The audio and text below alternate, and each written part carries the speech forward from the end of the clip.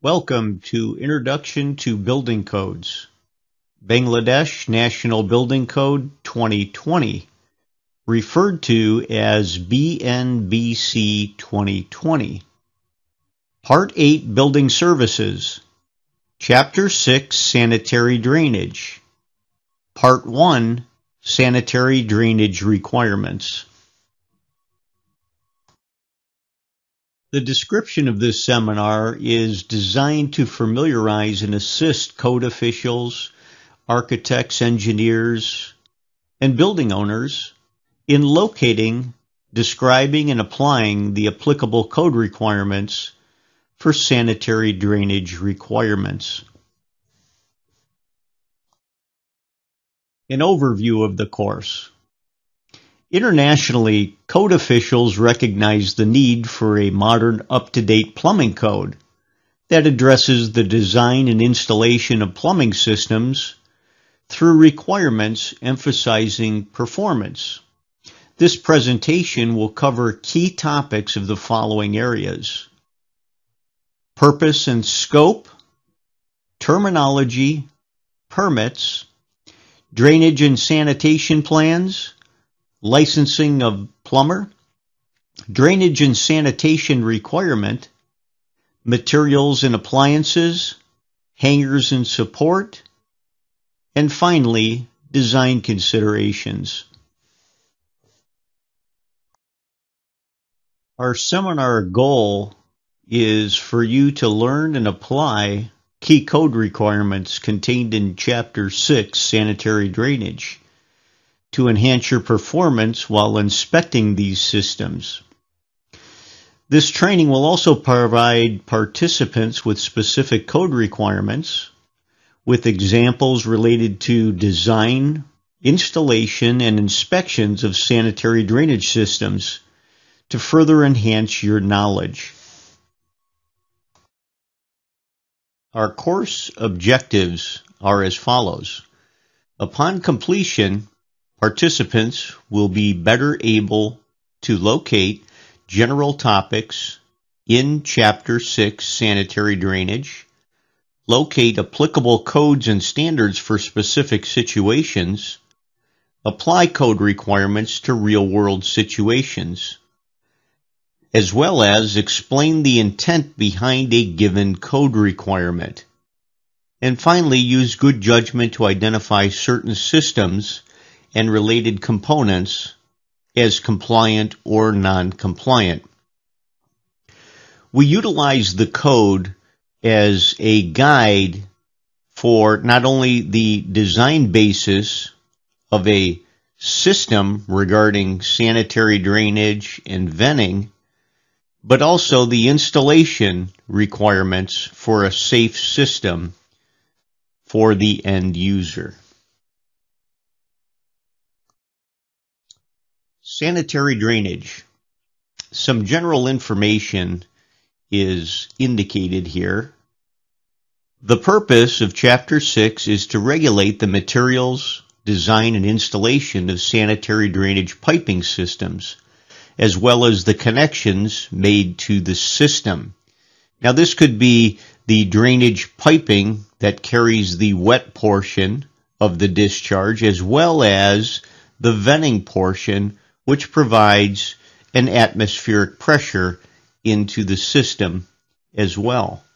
The intent is to design and install sanitary drainage systems that will function reliably, are neither undersized nor oversized, and are constructed from materials, fittings, and connections whose quality is regulated by this section. Plumbing fixtures installed in a building or structure must connect to a sanitary drainage piping system, and that system must connect to a public sewer system or private disposal system. The conventional method of sizing a sanitary drainage system is by drainage fixture units, abbreviated DFU. These are load values. The drainage fixture unit approach takes into consideration the probability of a load on a drainage system. The drainage fixture units allow us to properly estimate the capacity of pipes that are constructed for our drainage system. Section 6.1 is titled Purpose and Scope. The purpose of this chapter of the code is to provide requirements and minimum standards for the planning, design, and installation of waste disposal systems in and out of buildings. The authority has the responsibility for administering the code to ensure that waste disposal systems in homes and the buildings in which people live and work are designed, installed, inspected, and tested to provide acceptable waste disposal functions. Additionally, the proper design and installation of waste disposal systems, according to Chapter 6, provides a level of protection regarding health, safety, property, and public welfare. This initial section of the code gives the authority that ultimate responsibility for administering this code to ensure public safety. Section 6.2 is titled Scope. This section gives us the requirements whether the application fits this code or not. When we look into section 6.2.1, it indicates the following. This chapter specifies the general requirements for environmental sanitation for different categories of buildings according to their occupancy classification. We further look on to the next section, which is section 6.2.2. This chapter also covers the design, installation, and maintenance of drainage systems together with all ancillary works such as manholes and inspection chambers used within the building and from the building to public sewers or to off-site waste disposal systems. In other words, into septic systems and seepage pits or subsurface drainage systems. Finally, Section 6.2.3 tells us that the disposal of waste from industries, nuclear plants, slaughterhouses, etc. are not covered by this code. These wastes shall be properly treated as specified by environmental quality standards of Bangladesh before their disposal into public sewers or into natural bodies of water.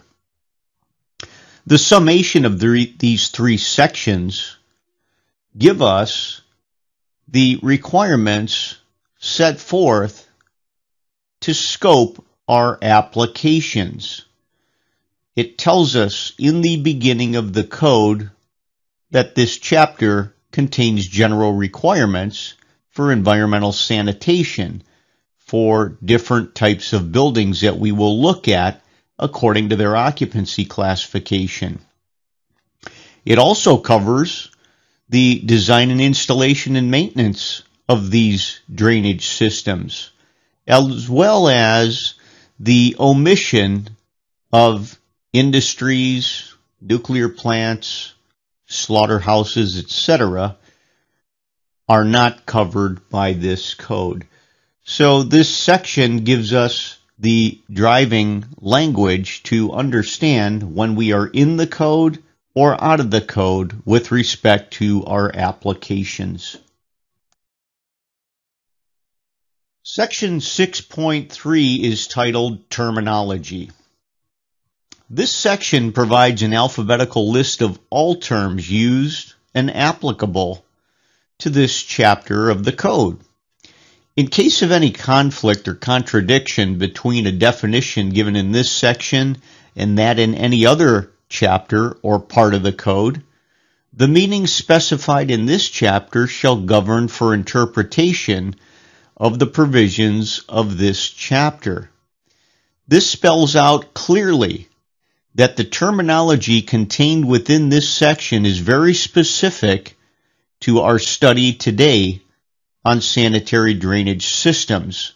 The terminology actually has a specific meaning and shall govern the interpretation accordingly. A code provision could be misinterpreted if the definition of a term, as used in the context of this code, is not understood.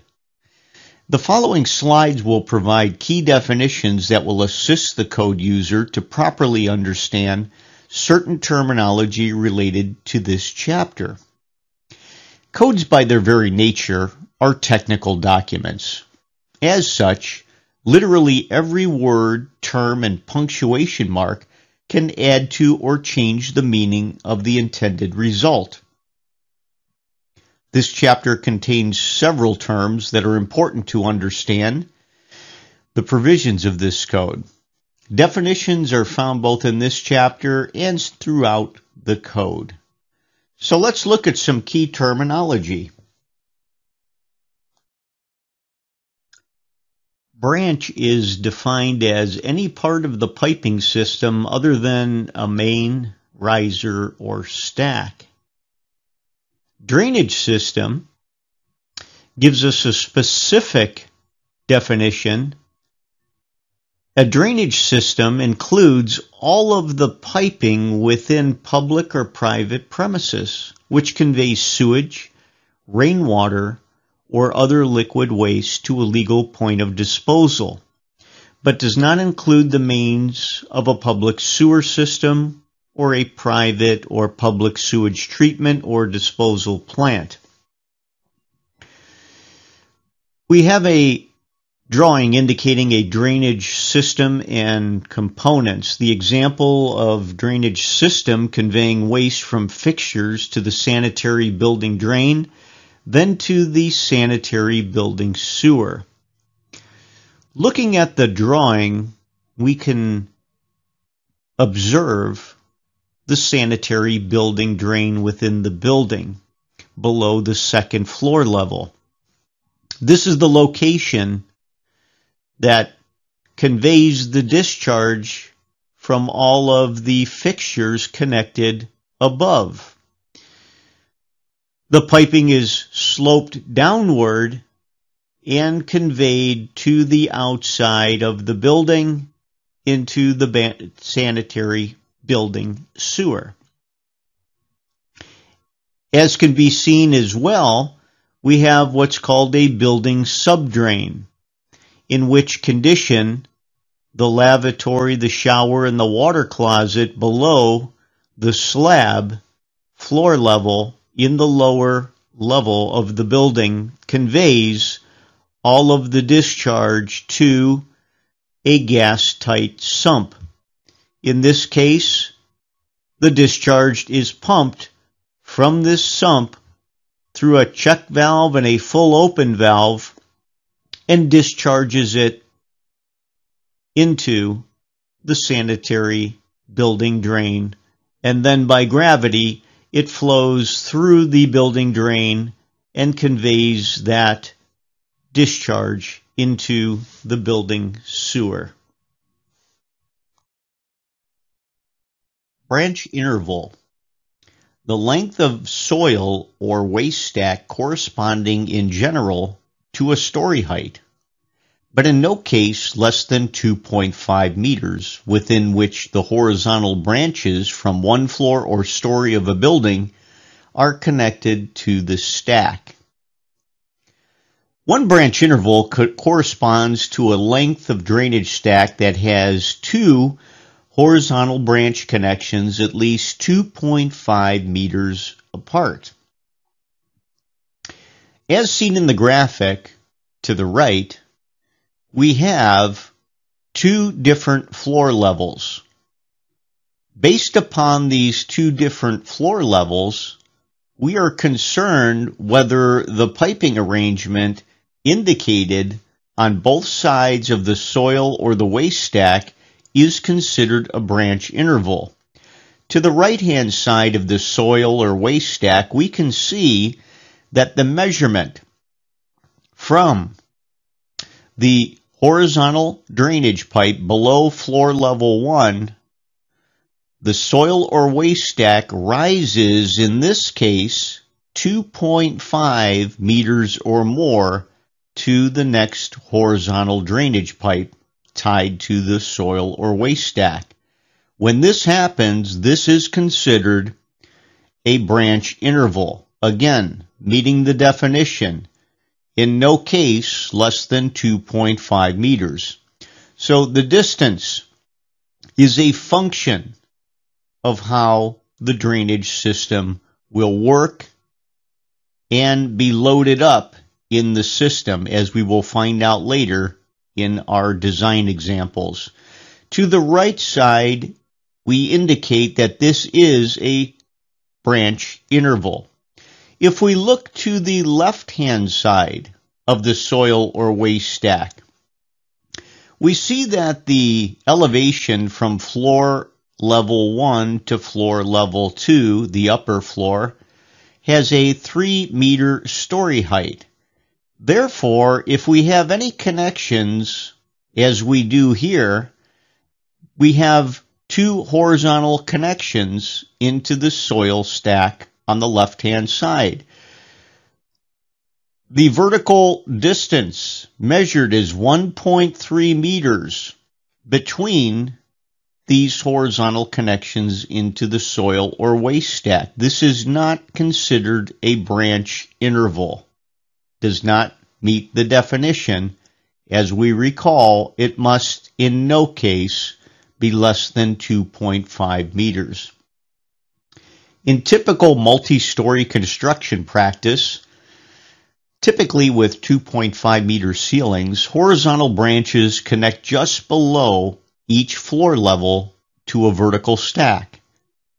Branch intervals are a design factor for drainage pipe sizing and venting.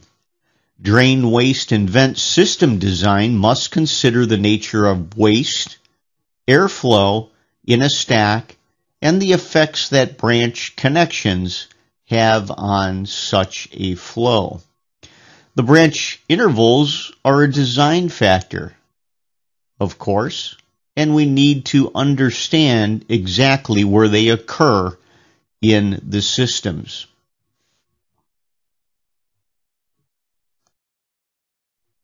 Fixture branch is defined as water supply pipe between the fixture supply pipe and the water distribution pipe. As you can see in the graphic below, which indicates a drawing of 3 different types of plumbing systems, we will focus on the water main outside of the building on the left-hand side of the building indicated.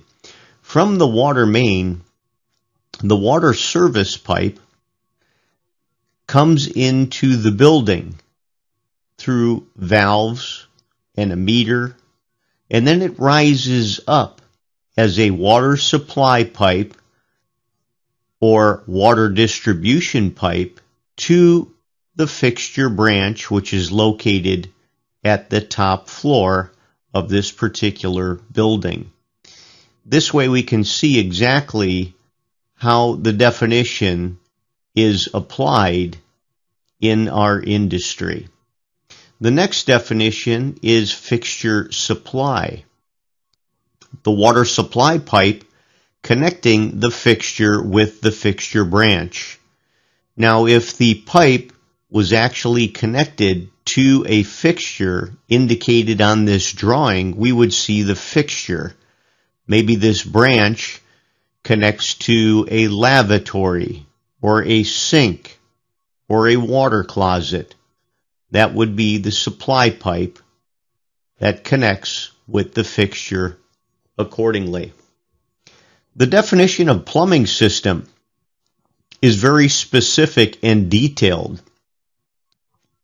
Plumbing system is defined as a system of potable water supply and distribution pipes, plumbing fixtures and traps, soil waste and vents, and sanitary storm sewers, and building drains, including their respective connections, devices, and appurtenances within a building or premises.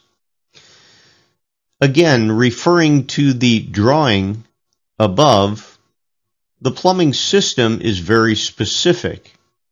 As shown in this drawing, we have three separate plumbing systems. We have our water supply system. We have our sewer system, which conveys the building drainage within the building to the public sewer or main sewer indicated on the left-hand side of the drawing. On the right-hand side of the drawing, we'll start up at the top of the building with our roof drain. Our roof drain collects water that's known as stormwater from rain. It then conveys the water down what we call a vertical pipe known as a conductor. It brings it down into the building storm drainage system and conveys it outside of the building into the building storm sewer. As indicated below the building on this particular storm system, we have a sump, and the sump is actually collecting water from the subsoil drainage system shown outside of the building. As you can see, the pipe that connects from the subsoil drain system around the building is piped into the sump, which is a catchment area. From that point, there is normally a submersible pump within the sump that allows the water to be lifted above and connected into the building storm drain and then drained by gravity outside of the building to the building storm sewer. So these are our three piping systems, better known as the entire plumbing system.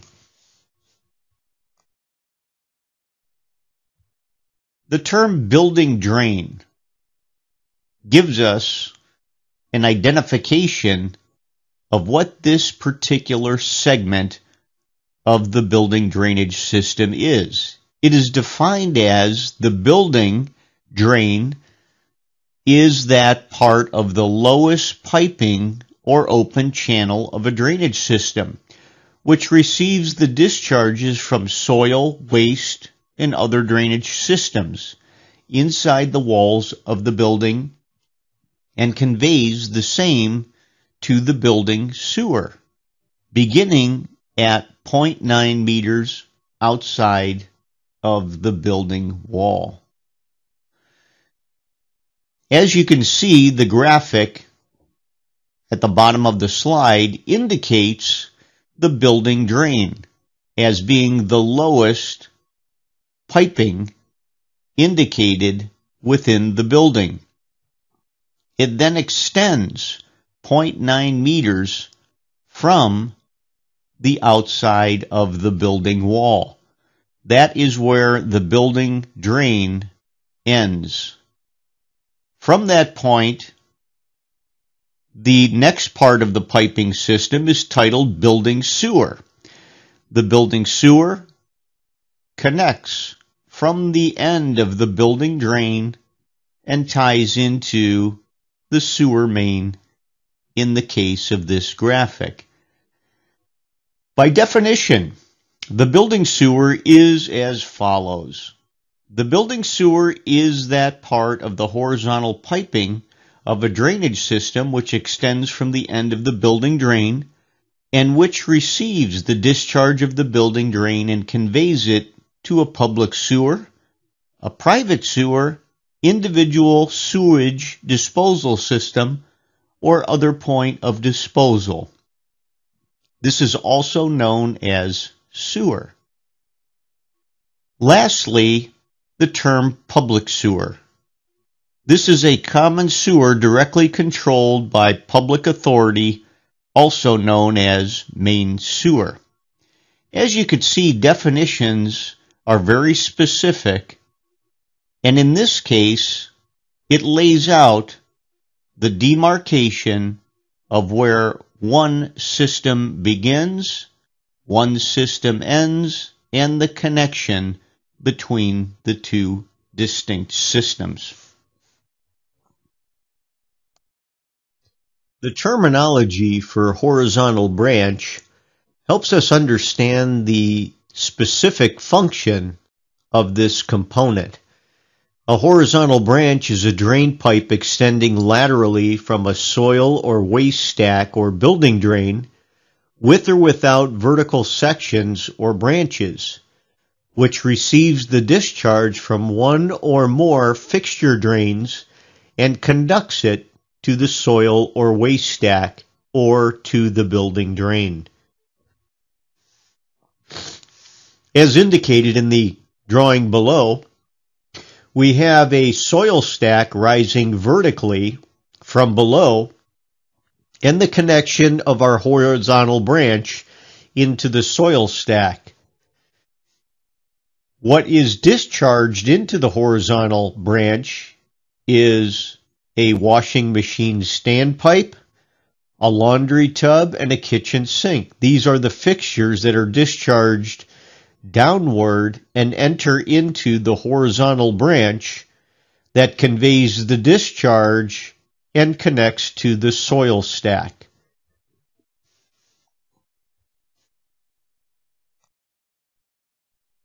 Plumbing system is defined as a system of potable water supply and distribution pipes, plumbing fixtures and traps, soil waste and vent pipes, and sanitary and storm sewers, and building drains including their respective connections, devices, and appurtenances within a building or premises.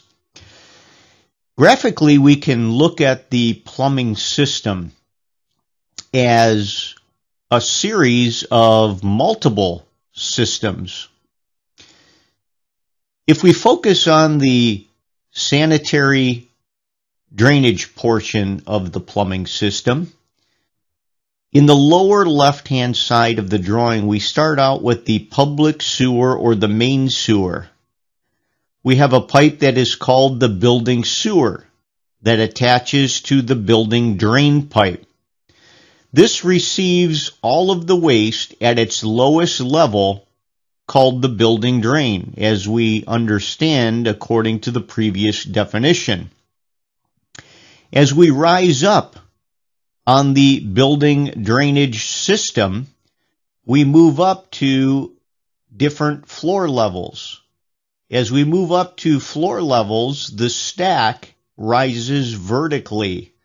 We have horizontal branches, or a branch in this case, that connects into the stack. As you can see, the dark solid line represents the wet portion of the piping system. Therefore, the stack rises up vertically and turns into what we call a stack vent. This is a typical look at the drainage portion of the plumbing system. Fixture unit. A fixture unit is a quantity in terms of which the load-producing effects on the plumbing system of different kinds of plumbing fixtures are expressed on some arbitrarily chosen scale. That arbitrarily chosen scale, however, is somewhat well-defined based upon probability.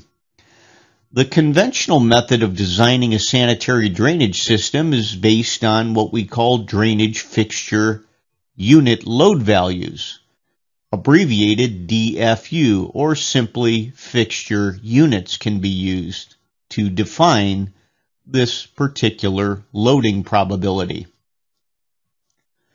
The fixture unit approach takes into consideration the probability of load on a drainage system.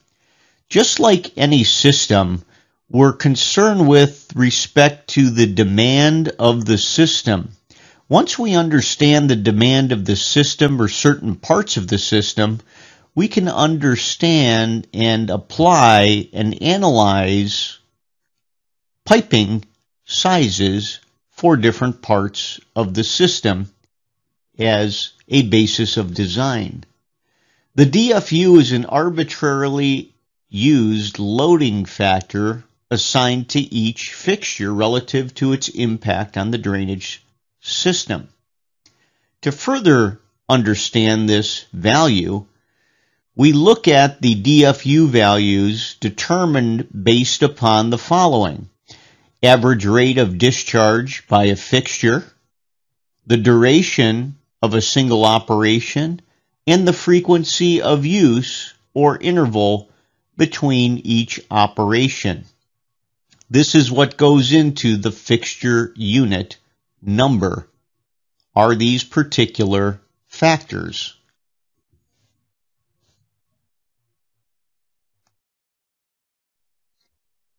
Horizontal pipe is defined as any pipe or fitting which is installed in a horizontal position or which makes an angle of less than 45 degrees with the horizontal.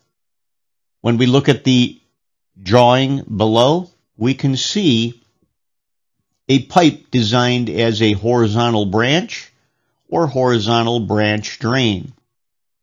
Looking at this particular pipe, we can verify that this is properly defined as a horizontal pipe according to the definition.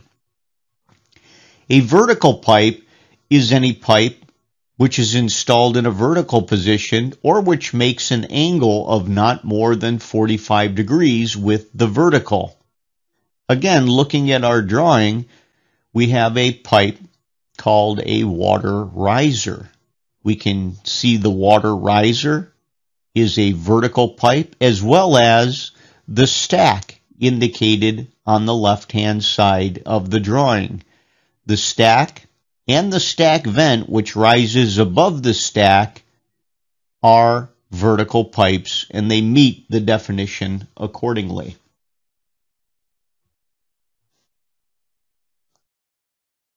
Section 6.4, Drainage and Sanitation Plans. Specifically, Section 6.4.1 gives a requirement of permit. Drainage and sanitation systems shall not be installed until a permit for such work has been issued by the authority. For existing, this is only for addition and for alteration, or new building or for other premises. Section 6.4.2, Application for Permit. An application for a permit for drainage and sanitation work shall be made on a prescribed form by the licensed plumber and the owner, or by his appointed person or agent to install or a self-contained workable part of such work. This section contains the requirements for the issuance of drainage and sanitation permits. It also establishes how and by whom the application for a plumbing permit is to be made, how it is to be processed, and what information it must contain or have attached to it. As you can see in section 6.4.2, there is a reference to see Appendix Q. This will be a prescribed form for the application for permit.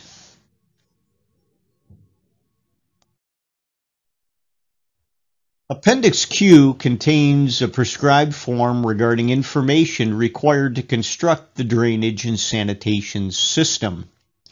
The application for a permit shall be made on a prescribed form by the licensed plumber and the owner, or by his appointed person.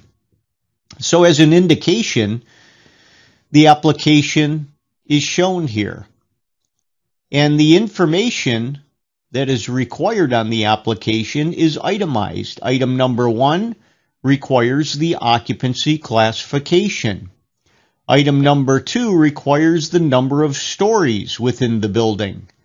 Number 3, the plumber needs to provide the location. And number 4 is very specific as it references certain code sections. Item number 4 indicates this application is accompanied by all required plans, drawings, and the drawings must show details of materials, must show sizes, gradient, and location of pipes and fixtures, and other details as specified in the following sections: 6.4.2, 6.4.3, 6.4.4, and 7.5.2 of Part 8 of the Bangladesh National Building Code. And additionally, the signature of the plumber is required, as well as the signature of the owner or the owner's appointed person. Additionally, name and address is required for the plumber and the owner or the appointed person by the owner. Section 6.4.2, Application for Permit. This is a continuation. The application shall accompany the building drainage plans, an adequate description of the proposed drainage and sanitation installation in a drawing with the following details. Now, as noted in parentheses, drawn to a scale not less than 1 in 100. Item A indicates one of the following details: plans of the building with typical arrangement of plumbing fixtures. This is important because the authority needs to see the arrangement of plumbing fixtures, where they will be located. Item B, details of the sanitary waste disposal system. Details being materials and piping, things of that nature. C, venting system in the building drainage system. D gets more specific here with respect to materials, sizes, and gradients of all proposed piping. E is the position of manhole, traps, waste pipe, any rainwater pipe, vent pipe, water closet, urinal, lavatory, sink, or other appliances in the premises, and their connection with sewerage, drainage system, or with private waste disposal system. The following colors may be used to indicate the following: sewers, wastewater pipes, and rainwater pipes, and existing works. A red color is utilized or may be utilized as the color for proposed sanitary sewers and sanitary waste disposal pipes. The color blue may be used for wastewater pipes, rainwater pipes. An existing network can or may utilize a black color. Finally, item F, position of refuse chute, inlet hopper, and collection chamber for high-rise buildings. In summation, the design drawings and calculations and other submittal documents for the building drainage system must accompany the permit application and be of sufficient detail and clarity to verify compliance with the code. As seen above, each item is very specific in what needs to be submitted along with the application.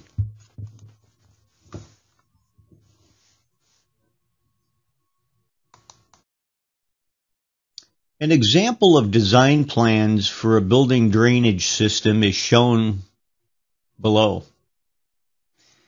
Observe the routing and the sizing of the drain and vent piping systems.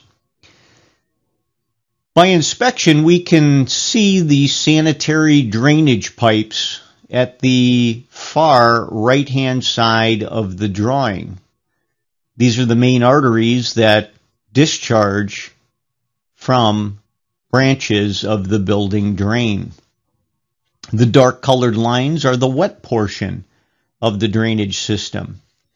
And if we look to the leftmost portion of the drawing, we can see that the water closet indicated WC-H is indicated accordingly. The pipe sizes are indicated as well, as far as the fixture drain from the water closet -H is indicated at 100 millimeters, and the arrangement or the routing of the piping is also shown to come downward, flowing into the sanitary drainage system, as well as the lav, which is the sink for the bathroom. Lav-H is indicated as flowing downward and entering into that section of the horizontal drain, and the pipe size indicated as 100 millimeters. As well as the venting can be seen here. The venting is the dashed line. The dashed line comes off of fixtures that are individually vented, and the vent piping sizes are indicated all the way throughout the system. This gives a good routing, a good location and arrangement of where the plumbing fixtures need to be, along with the pipe sizes accordingly. The only thing that we don't really see here are the proposed gradients or the grades or the slope of the pipes, as well as the materials of the pipes.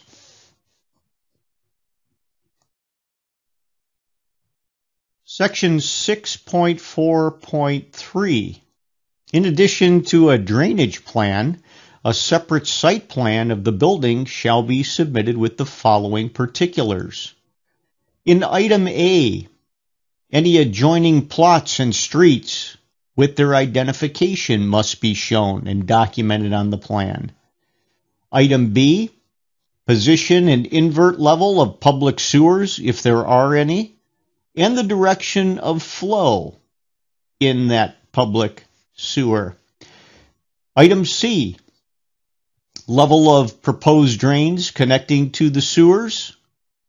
Item D, position and layout of private waste disposal system.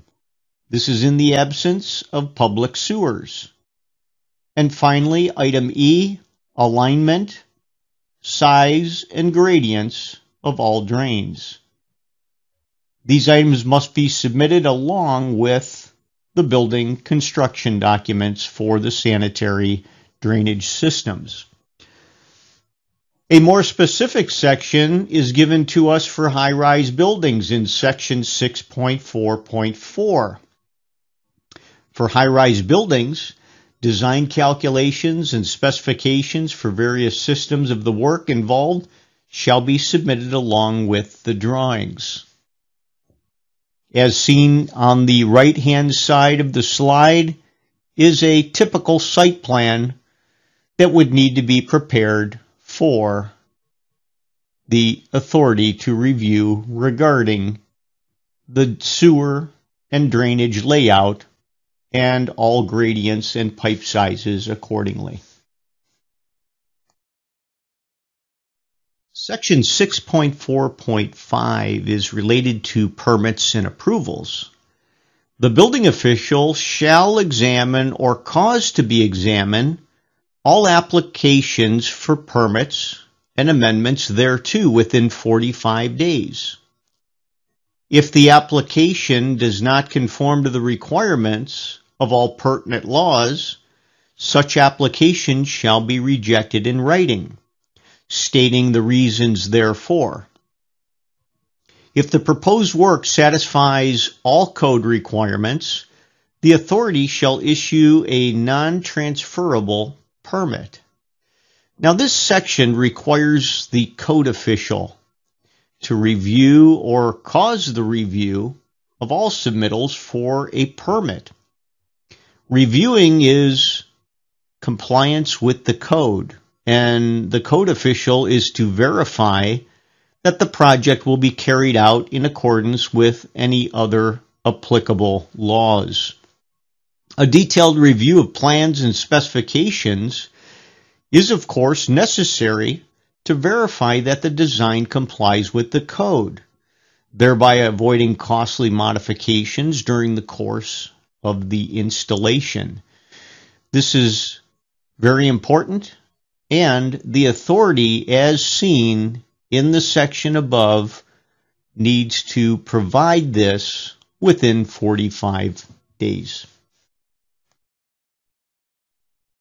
Section 6.5 is licensing of plumbers.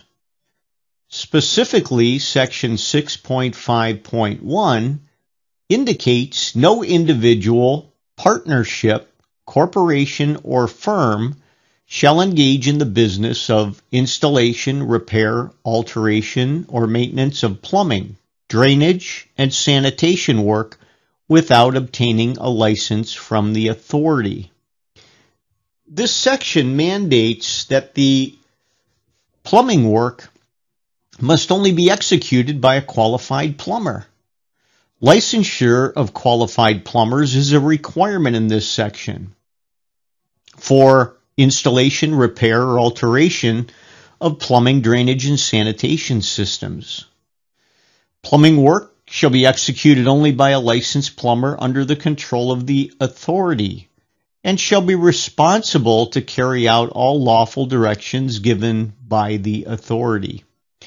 This section mandates the importance of having qualified people install the drainage system in accordance with this code.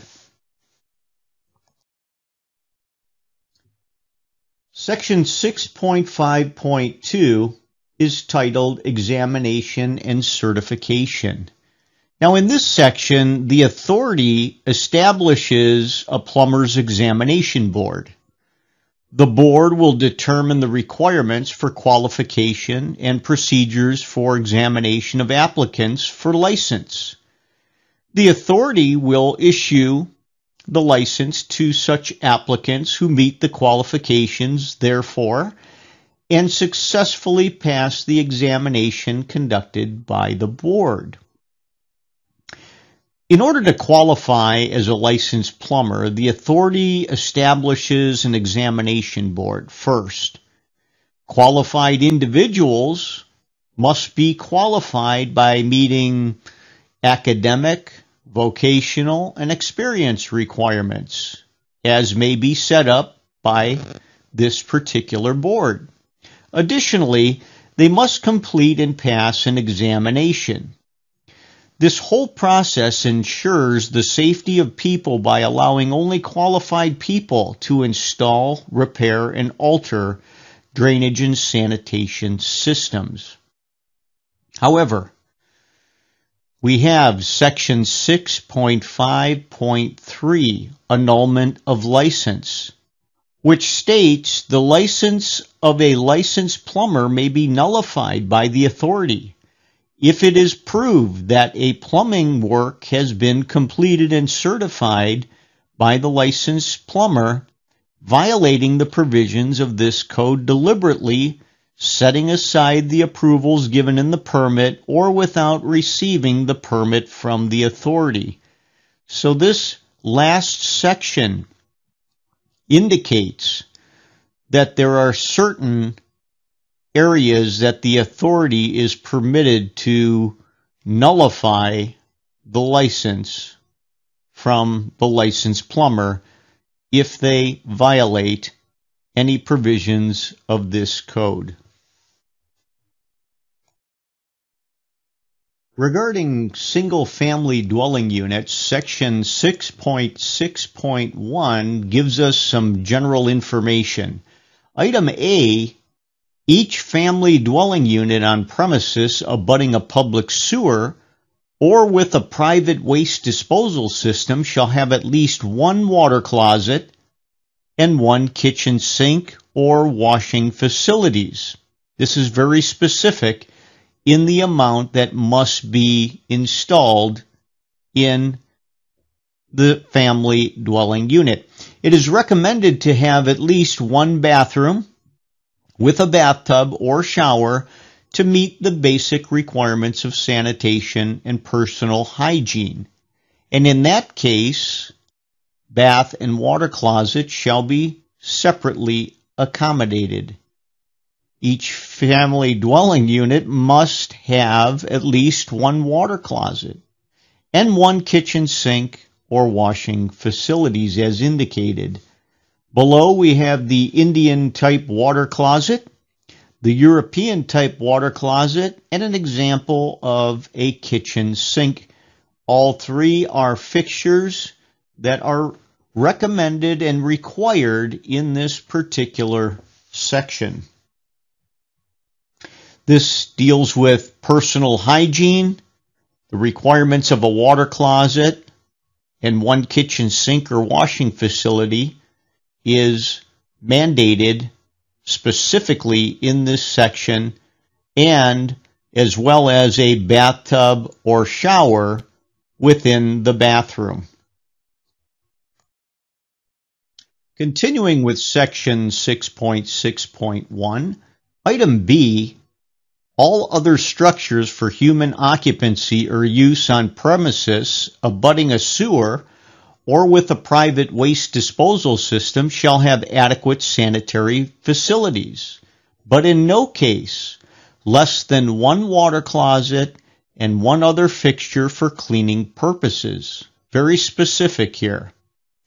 Item C, there shall be one water tap, an arrangement for drainage in the vicinity of each water closet in all buildings. And item D indicates there shall be at least one water tap and arrangement for drainage in the vicinity of each urinal or group of urinals in all buildings. The picture below indicates a group of urinals.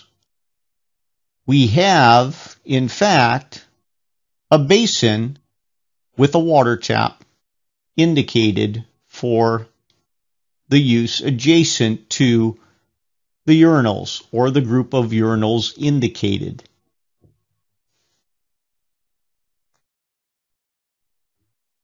Item E, there shall be separate facilities for each sex for public toilets and for public bathing places based on the percentage of each anticipated sex. Item F, where drinking water fountain is provided, it shall not be installed in toilet room. This is a very specific requirement. This is an unsanitary condition by having a drinking water fountain installed in a toilet room, and item F prohibits this installation specifically. Item G, rooms containing water closets or urinals shall be separated by partition wall from places where food will be prepared and served. Indicated below on the drawing is a kitchen area where food is being prepared. We have two toilet compartments as seen with the doors opening into the kitchen. Item G will prohibit this. The doors must open outward out of the kitchen area. As indicated, any types of rooms containing water closets need to be separated by partition walls, and that does not comply as indicated. Item H, all water closets and urinals shall be provided with flushing system.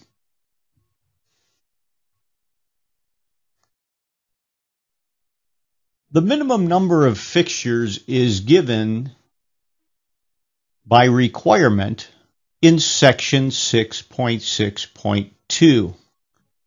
Table 8.6.1, sections 6.6.2.1 and 6.6.2.2 provide the minimum number of fixtures required for different categories of buildings according to their occupancy classifications.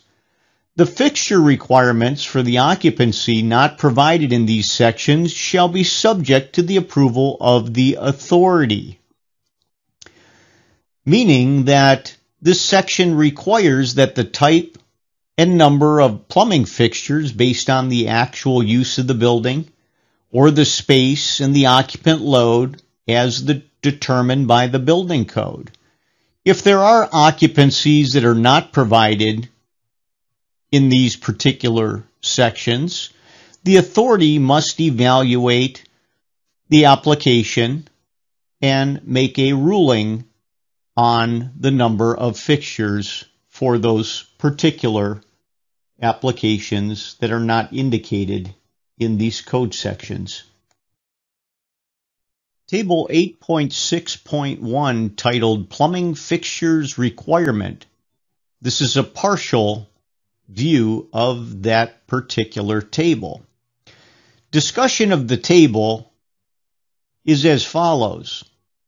In the first column, titled Type of Building Occupancy, this gives us, in the first row, a E-business with categories E1 for offices, E2 for research and testing laboratories, and E3 for essential services.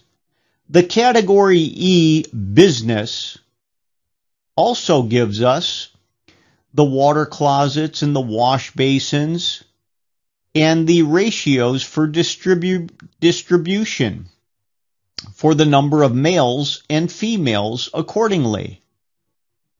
The next column, the middle column, bathtubs or shower. In certain occupancies, bathtubs and showers are required, but as seen here in the E-business category, there are no requirements for bathtubs or showers.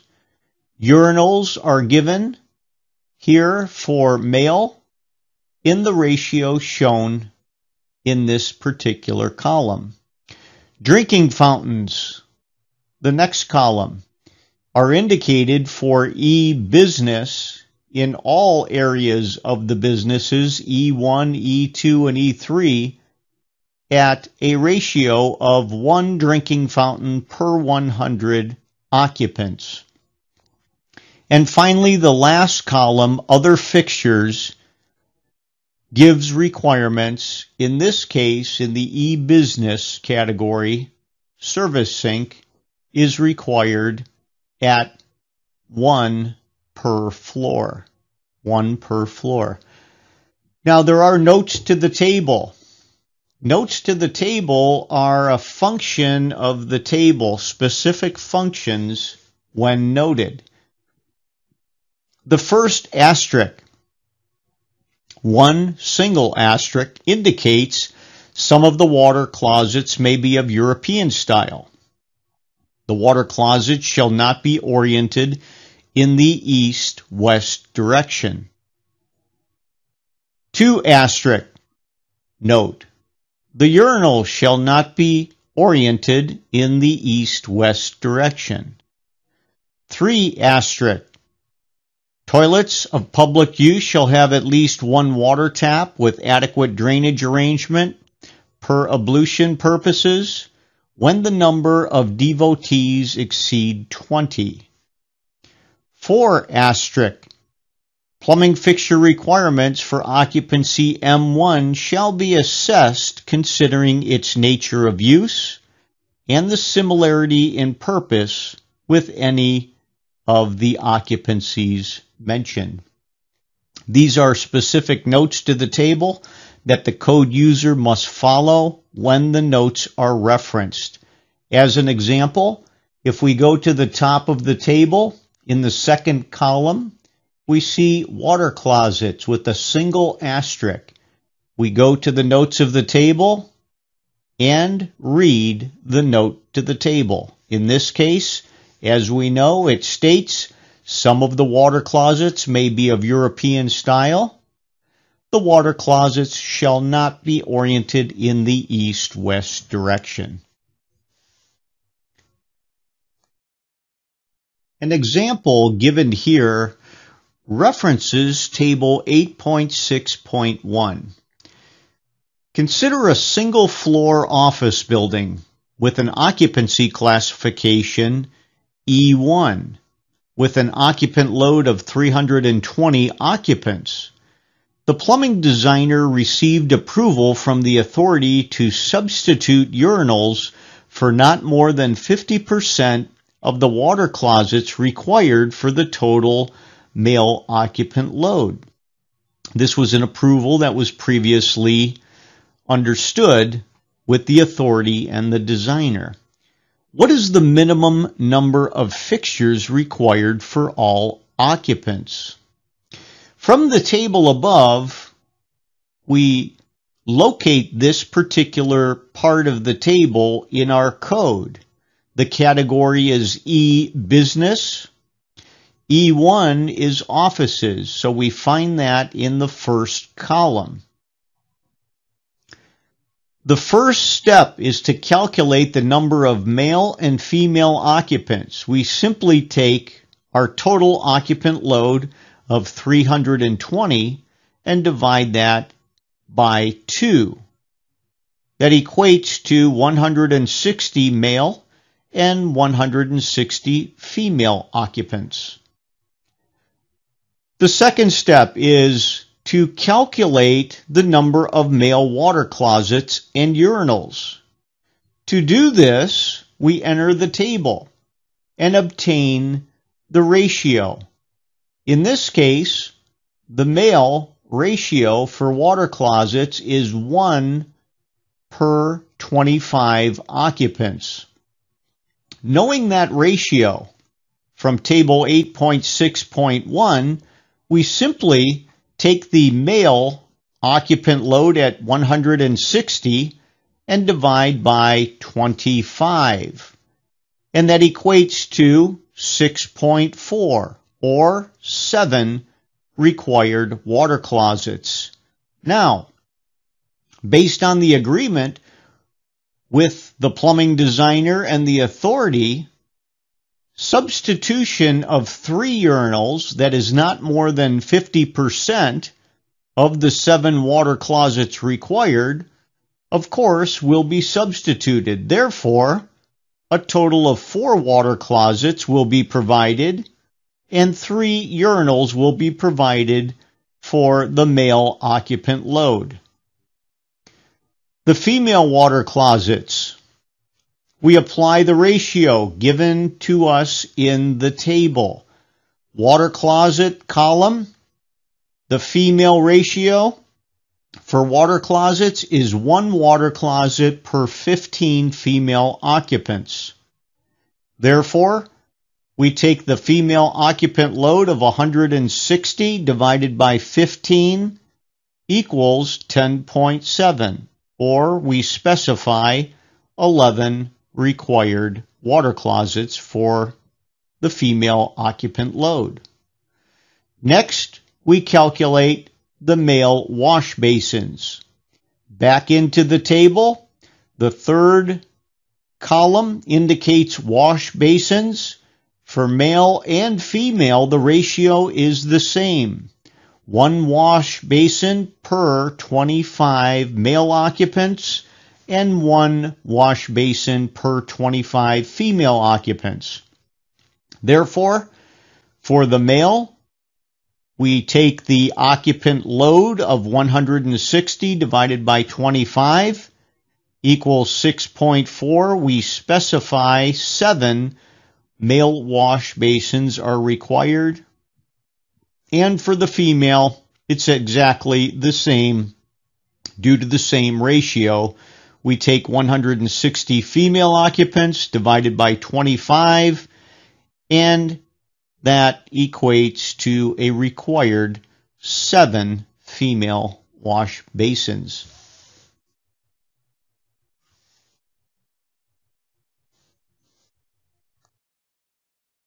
Next step, we apply drinking fountains. We apply a ratio of 1 to 100 from table 8.6.1. This is in the column labeled drinking fountains. We need one drinking fountain per 100 occupants. So from our total occupant load of 320, we simply divide by 100. That equates to 3.2, or we specify a minimum of 4 required drinking fountains for this particular occupancy. Last is our other fixtures indicated in the last column. We need one service sink per floor indicated in the table. So one sink is required per floor.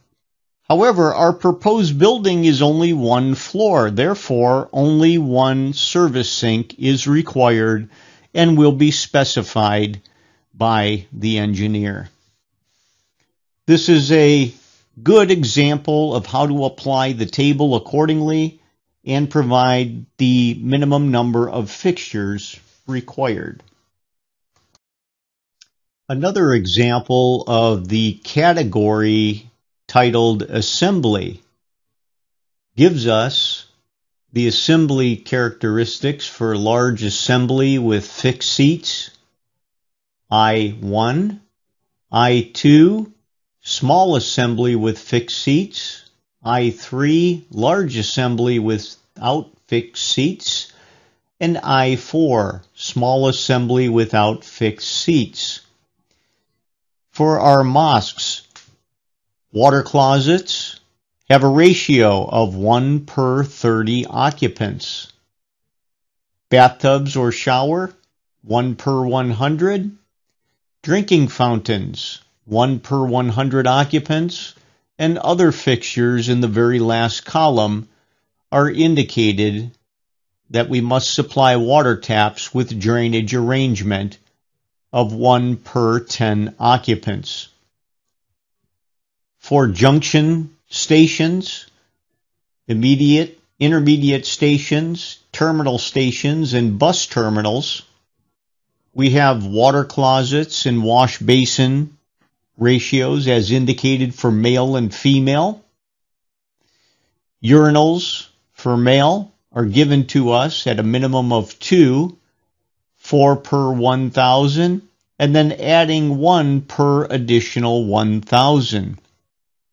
Drinking fountains for this particular occupancy is 1 per 300 occupants.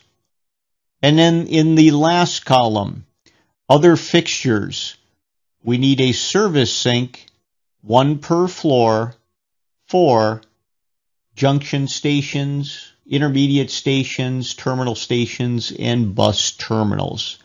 And also keep in mind that the notes to the table apply when referenced.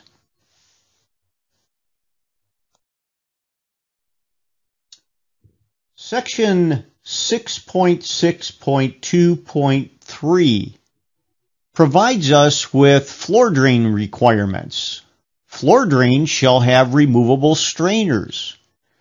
The floor drain shall be constructed so that the drain is capable of being cleaned.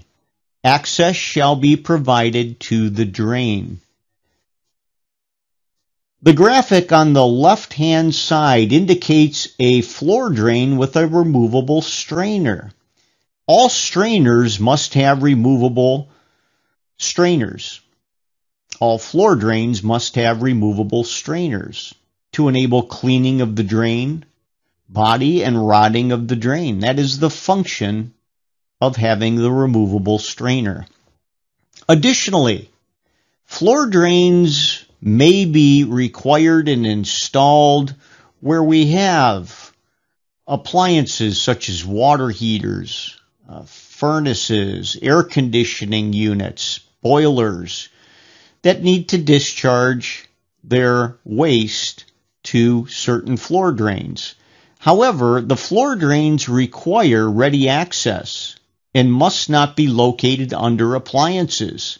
or equipment or shelving, or within wall cavities, or covered by objects that might obscure their location.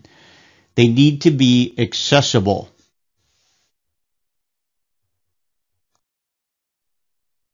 Automatic clothes washers have a very specific waste connection.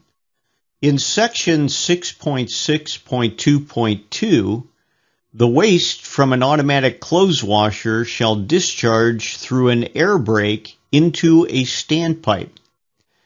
The trap and fixture drain for an automatic clothes washer standpipe shall be a minimum of 50 millimeters in diameter. The standpipe, trap, and fixture drain for clothes washer must be a minimum of 50 millimeter in diameter. As shown in the photo to the right, we have a standpipe, that is the vertical pipe that extends downward from the drain of the clothes washer machine downward through the trap into the outlet of the trap into the drainage system. The diameter must be 50 millimeters. For the applications where an air brake is indicated, as this automatic clothes washer section requires, an air brake is simply braking the flood level elevation of the particular fixture with the drainage tube going down into the standpipe. For the applications, again, where an air brake is indicated, either there is no possibility of back siphonage condition occurring in the indirect waste pipe, or a contamination of the indirect waste pipe has no impact to the health of the building occupants, it can then and therefore be permitted. As such, in this case, being utilized as an air brake connection.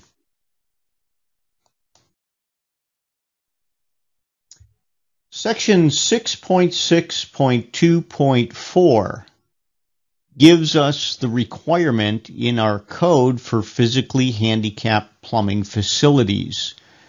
All buildings other than residential, educational, storage, and hazardous, according to building occupancy classification, having public toilet facilities with required number of fixtures shall have at least one water closet for each sex and one drinking fountain accessible to and usable by physically handicapped persons. The water closet compartment for physically handicapped persons shall be in accordance with section 6.9.4. This section requires that certain public toilet facilities, as well as water closet contained within, are required to be constructed in such a manner that persons with physical disabilities will have access to those facilities in a manner similar to persons without disabilities. Now, these people can have disabilities in which they maneuver in wheelchairs, or maybe if they have canes or walkers. That would be the physical disabilities that we are talking about. Section 6.9.4 is referenced for the construction of water closet compartments for physically handicapped persons. A drinking fountain accessible to and usable by physically handicapped persons is also required to be provided.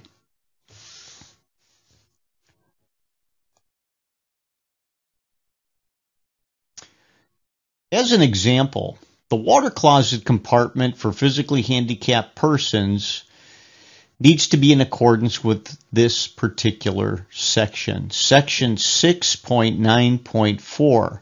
We reference this section titled Provision for Wheelchair Users. The water closet compartment for wheelchair users shall have at least the dimensions and fittings as shown in figure 8.6.4. This section provides technical requirements regarding minimum dimensions for the compartments, the water closets, support rails, and door width for wheelchair users to access and use the water closet fixture.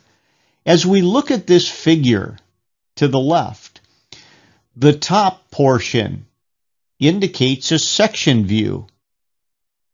Looking at it, we are noticing that there are certain dimensions given to us from finished floor all the way up to the top of the water closet, 450 millimeters. And from that point, an additional 250 millimeters to the required support rail that has to have a diameter of 32 millimeters. In plan view, the lower graphic indicates the door width being 800 millimeters in width. Once the wheelchair user enters the compartment dimensions are given accordingly on the height and the width, or the width and the length of the room properly stated. We have 32 millimeter diameter grab bars as the support rails, and we also have a dimension from the end of the grab bars to the edge of the water closet, being indicated here at 300 millimeters. These are the specific technical requirements for water closet compartments for provisions given to people in wheelchairs. The next part is indicated in section 6.9.4.2. This section gives provision for ambulant disabled people. The minimum dimension for water closet compartment and the fittings for ambulant disabled people shall be shown in figure 8.6.5. The purpose of the ambulatory stall is more to serve persons with mobility impairments who may be using a walker, a cane, or crutches in order to walk and mobilize. In an ambulatory stall, both grab bars are particularly used simultaneously for balance. This section provides technical requirements regarding minimum dimensions for compartments, water closets, support rails, and compartment width for ambulant disabled people. As we look at figure 8.6.5, we notice the plan view.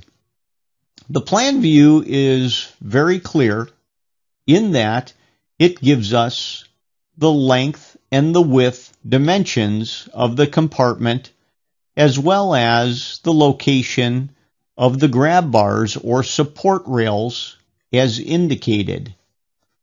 We also see the same dimension of 300 millimeters from the edge of the toilet to the edge of the particular length of the support rails. The section view indicated to the right gives us the same requirements as the water closet for disabled people in wheelchairs. In this, it is the same elevation above the finished floor, 450 millimeters to the top of the water closet, and then an additional 250 millimeters to the support rail accordingly. Accessibility requirements are also given to us in section 6.6.3 regarding the location of these accessible facilities. The fixtures specified in section 6.6.2 for public building shall be located not more than 1 floor above nor more than 1 floor below the floor occupied by the people for whose use the fixtures are intended, unless elevator service is available, except that in buildings which are accessible to the physically handicapped, there shall be a minimum facilities as specified by the code. It is desirable that the path of travel to the facility shall not exceed a travel distance of 150 meters.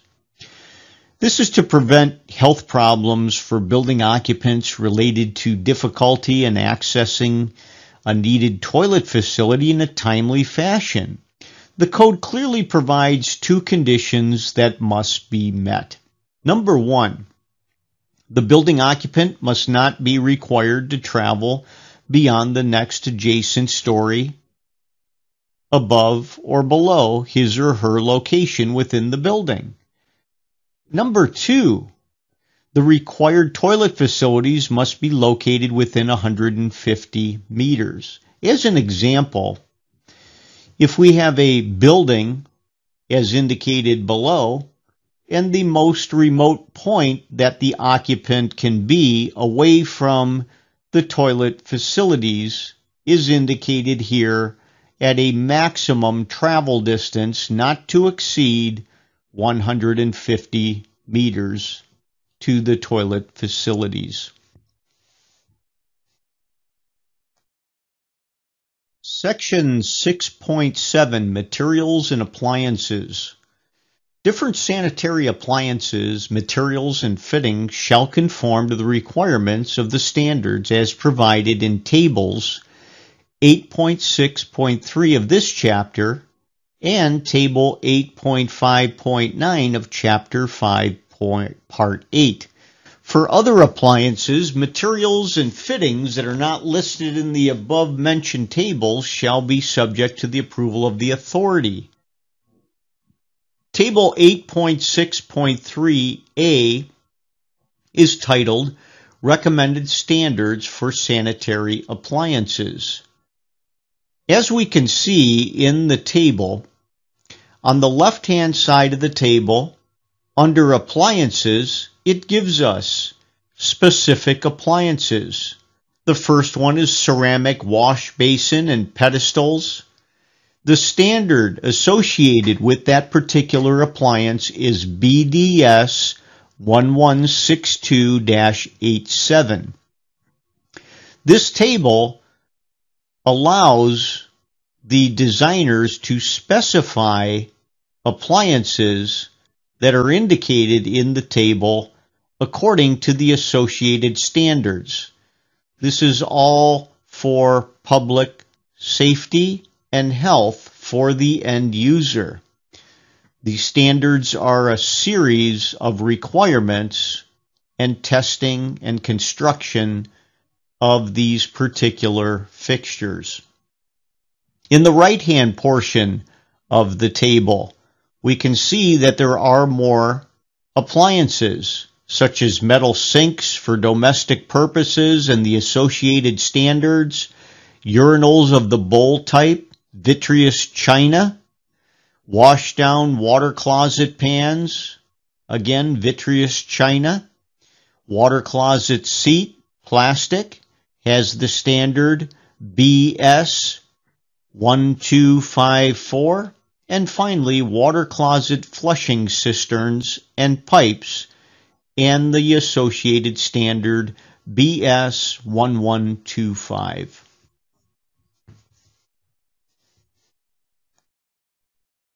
Table 8.6.3b, titled Recommended Standards for Building Drainage and Vent Pipe.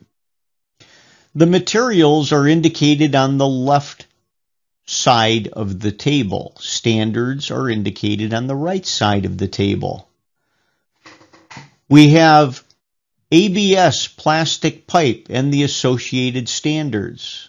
Aluminum tubing is a material that can be utilized for building drainage and vent pipe, as well as brass pipe, cast iron pipe, copper or copper alloy tubing. We have galvanized steel pipe that is permitted, and polyvinyl chloride plastic pipe, better known as PVC. As an example, Schedule 40 ABS plastic drain, waste, and vent pipe is and properly addressed as complying with the standard ASTM D2661 for that particular material. Again, Schedule 40 ABS plastic drain, waste, and vent pipe. Additionally, Schedule 40 PVC plastic drain, waste, and vent pipe must comply with the standard ASTM D2665.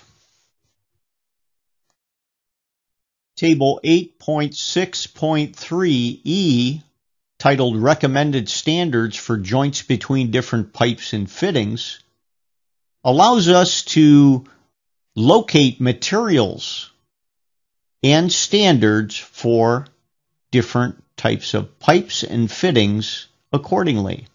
As an example, all of the materials are indicated in the left-hand portion of the table and the standards in the right-hand portion of the table.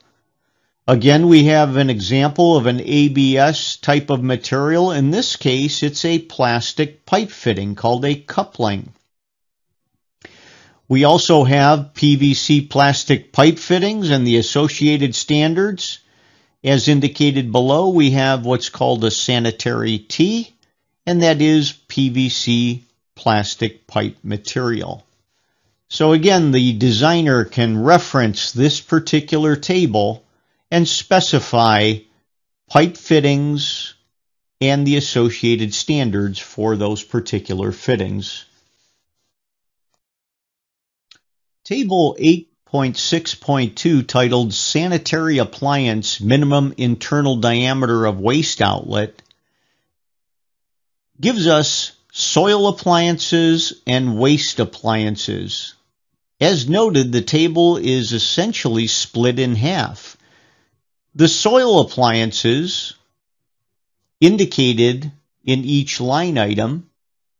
Item A indicates Indian and European type water closets must have a minimum internal diameter of 100 millimeters for the waste outlet.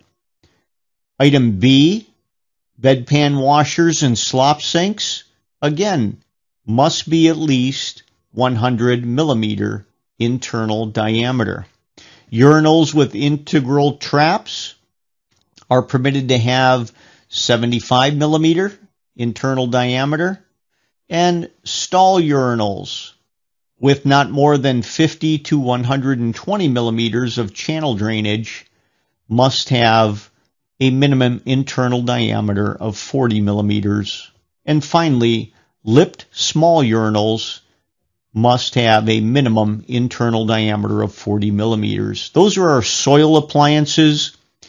To the right, we have our waste appliances, such as drinking fountains, wash basins, bidets, domestic sinks and baths, shower bath trays, domestic bathtubs, hotel and canteen sinks, and finally, floor traps, which gives the outlet diameter of 65 millimeter at a minimum.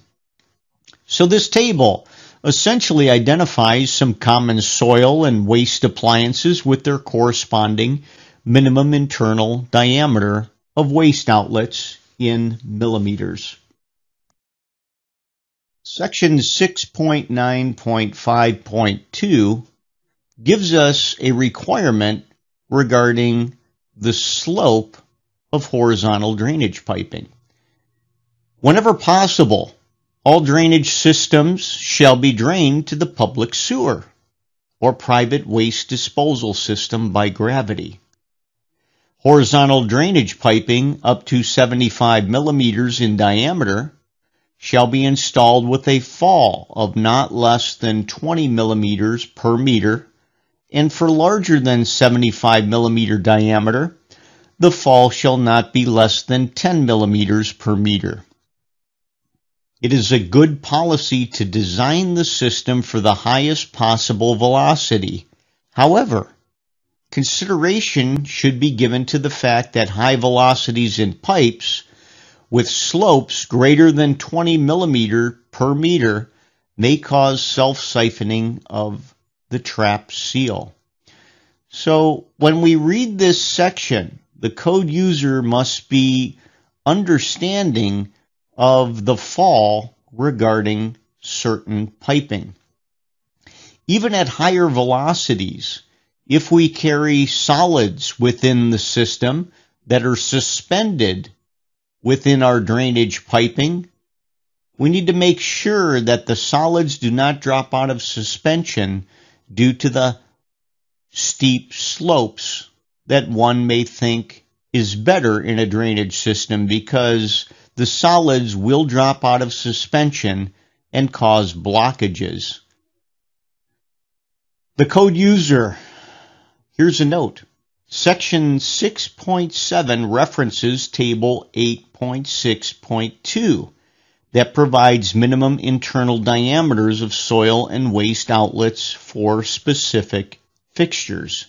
As we look at the horizontal drains, according to our graphic below, we have a 32 millimeter horizontal drain pipe for a wash basin.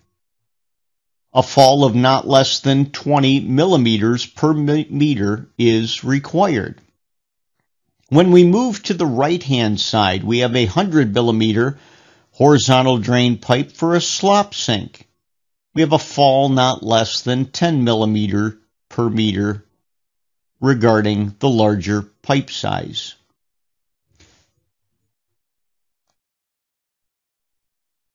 Section 6.8.1, Hangers and Supports. The piping, fixtures, and equipment used for plumbing, water supply, and drainage systems shall be provided with hangers and supports in accordance with Section 5.17 in Chapter 5. There are many variables to consider during the design and installation of hangers and supports. Consideration must be given to the type and size of the pipe material, the weight of the pipe, the fittings, and the contents being conveyed through the piping system. The structural element available for attachment must be considered. Any earthquake motions, vibration-sensitive applications, and thermal expansion and contraction must also be considered in the design regarding hangers and supports for our piping systems. The piping system shall be installed with proper hangers and support to minimize undue strains and stresses on the piping system or even adjacent building parts of the structure. All fixtures and fittings shall be provided with hangers and support to secure them properly. This section sends the code user to Section 5.17 in Chapter 5 for piping hangers and support requirements. Referencing Section 5.17 in Chapter 5 for piping hangers and support requirements, Section 5.17.1, galvanic action. We need to make sure that we do not have dissimilar metals in contact with one another. If we do, that may provide and even promote galvanic action. Section 5.17.2, hanger spacing. Vertical and horizontal piping shall be supported in accordance with Table 8.5.14. As an example, the picture below indicates piping being supported from the building's structure by means of a threaded rod and a hanger that goes around the pipe that we know as a teardrop hanger. Table 8.5.14, hanger spacing, gives us the piping material in the first column, the maximum horizontal spacing in meters in the second column, and the maximum vertical spacing in meters in the last column. According to the drawing below, the maximum horizontal spacing. If we have galvanized steel pipe to be supported, we need to enter the table's piping material. Galvanized steel pipe, in the application as indicated in the drawing, we want to know the maximum horizontal spacing for galvanized steel pipe. And by applying the table, we can see that the maximum horizontal spacing for this particular material, galvanized steel pipe, is 3.5 meters. For the PVC pipe that is indicated in the drawing, the maximum horizontal spacing between hangers for PVC pipe is 1 meter. Section 6.9 gives us design considerations. Some general requirements are given to us in our code. Section 6.9.1, titled Objective. For the design of drainage and sanitation system of different buildings according to building classification, the objective shall be to safeguard against fouling, deposition of solids, and clogging, and with adequate cleanouts and inspection chambers so arranged that the drains may be readily cleaned without risk of health hazard. The sanitary drainage system of the building and premises must be designed in such a way as to allow for flow of waste through adequately sized piping that will not impede the flow of the drains. This involves joints, fittings that not only direct the drainage flow, but will also improve periodic maintenance, such as drain cleaning and rodding.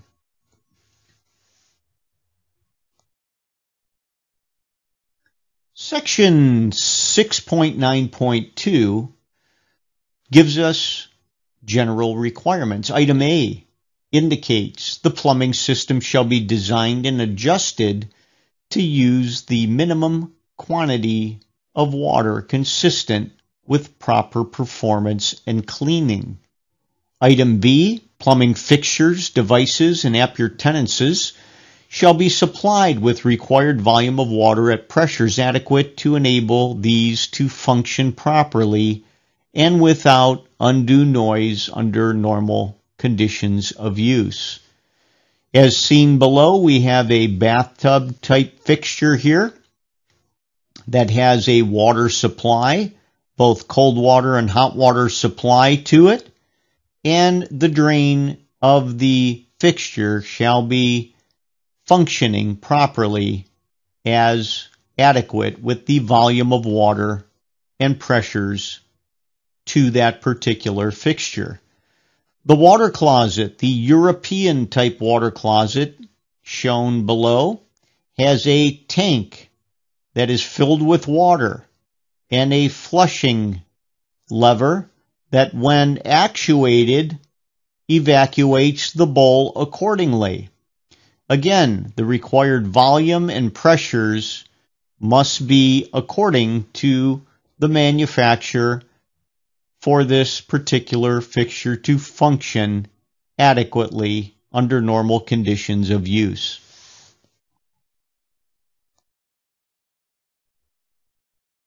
Section 6.9, Design Considerations. We need to specifically understand certain designs, the requirements that go into designing and constructing the plumbing sanitary drainage system.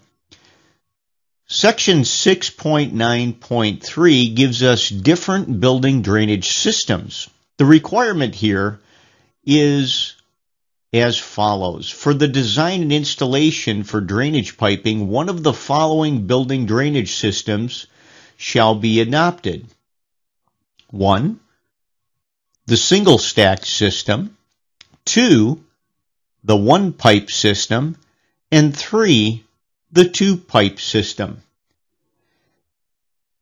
Figure 8.6.1 gives us an illustration of the single stack system, which we will describe systematically.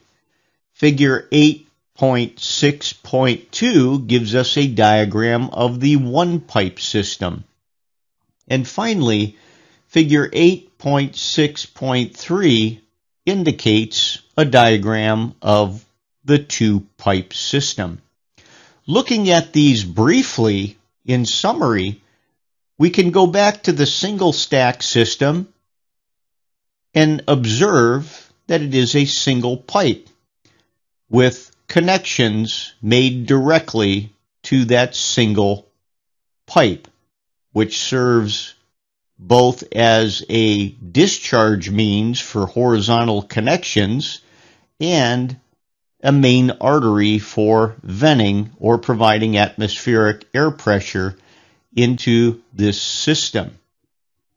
The diagram of the one-pipe system is illustrated accordingly, where we have a soil stack indicated on the right-hand side and individual vents that connect fixtures that tie into the soil stack horizontally.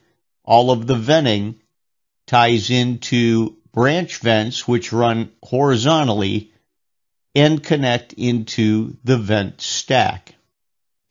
The diagram of the two-pipe system, by inspection, can be looked at as separate systems. However, they are interconnected with respect to the venting. On the far right-hand side of the two-pipe system, we can see a soil stack that receives the discharge from water closets on each and every floor level. That is an isolated stack for the water closets. The next stack is the wastewater stack in the middle that collects discharge from wash basins, sinks, bathtubs. As you can see, there are no water closets or urinals on this particular wastewater stack. In both cases, the venting is interconnected through individual vents and branch vents and ultimately connected to the vent stack, which is seen on the left-hand side of this diagram.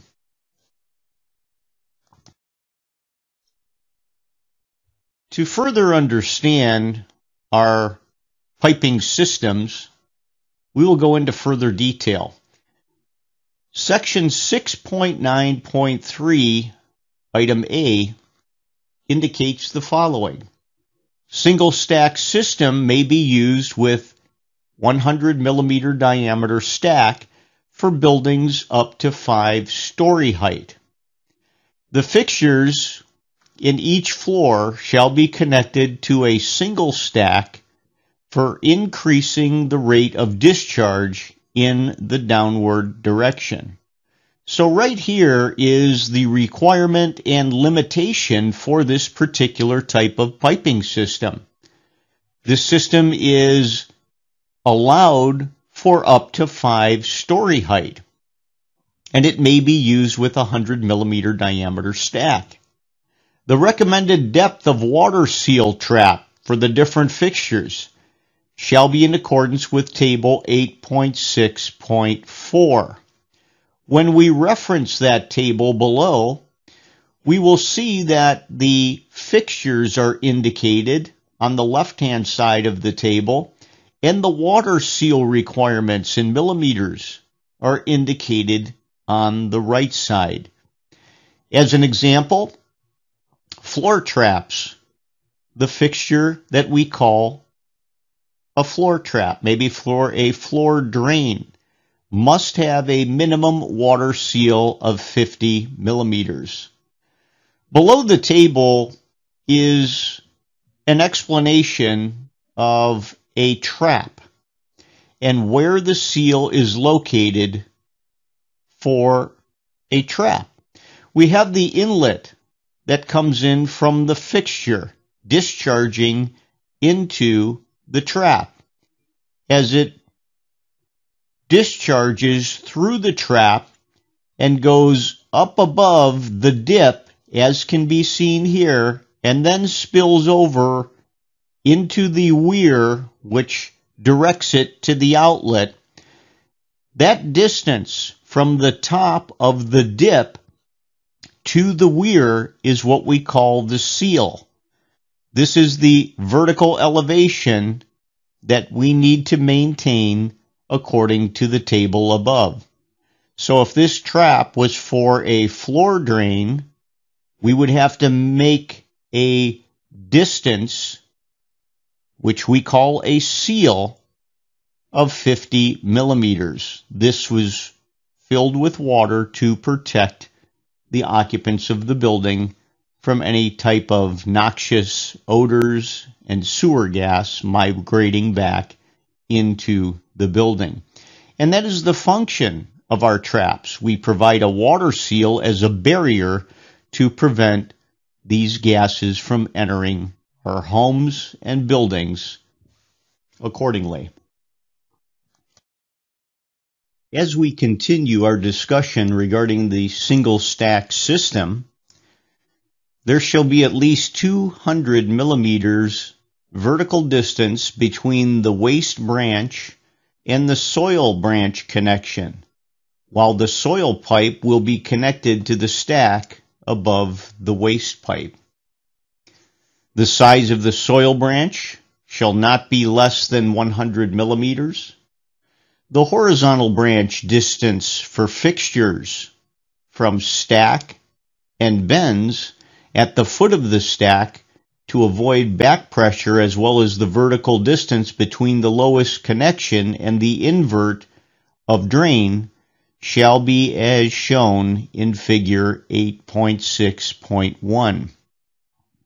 As we can see, according to that figure, we have, in fact, the distances indicated as such. We have the 200 millimeter distance indicated under the bathtub. As you can see, we have a 50 millimeter diameter parallel branch introduced if the bath waste would otherwise enter the soil stack below the water closet. And we have our 200 millimeter distance.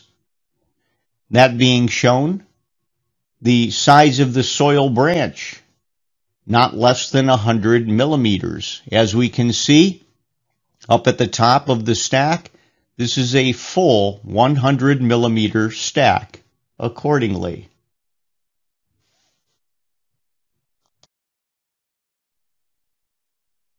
The next section is section 6.9.3, item B, describing the one-pipe system. Where all types of waste from the building are desired to be discharged into a common sewer or into the same waste disposal system, a one-pipe system may be used. Figure 8.6.2 gives us a description of what this may look like. As you can see, we have 3 different floor levels. This is our diagram of the one-pipe system. Observe that the sink, bath, and wash basin fixtures are connected to the branch waste pipe, and each fixture is individually vented. Also observe that the water closets are connected directly to the soil stack by branch soil pipes. The water closets are individually vented as well. All branch vents are graded properly and connect into the vent stack at each floor level.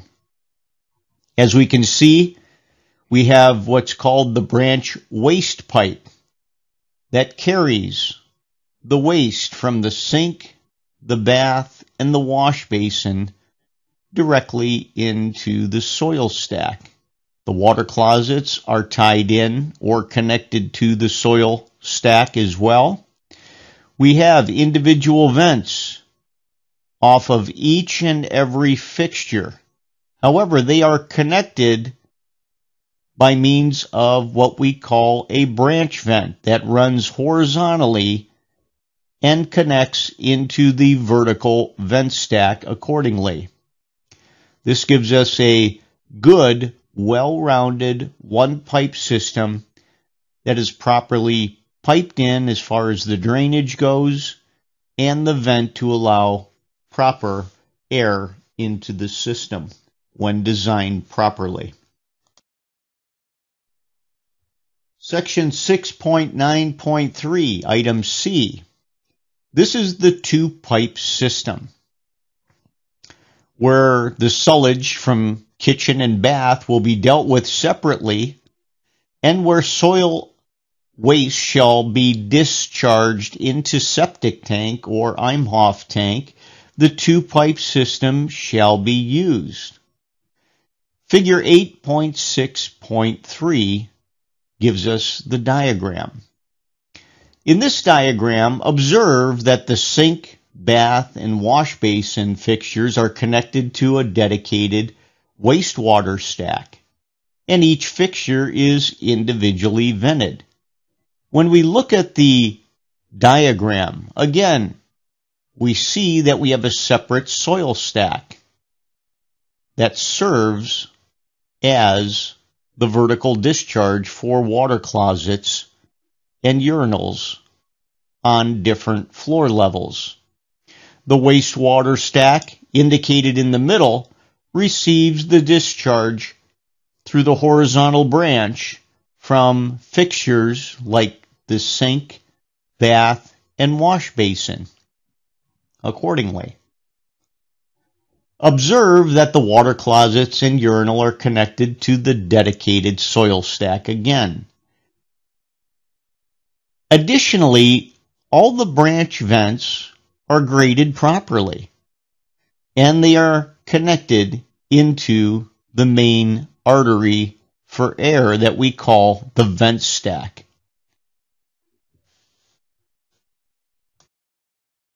Section 6.9.5.2 gives us a requirement regarding the slope of horizontal drainage piping. Whenever possible, all drainage systems shall be drained to the public sewer or private waste disposal system by gravity.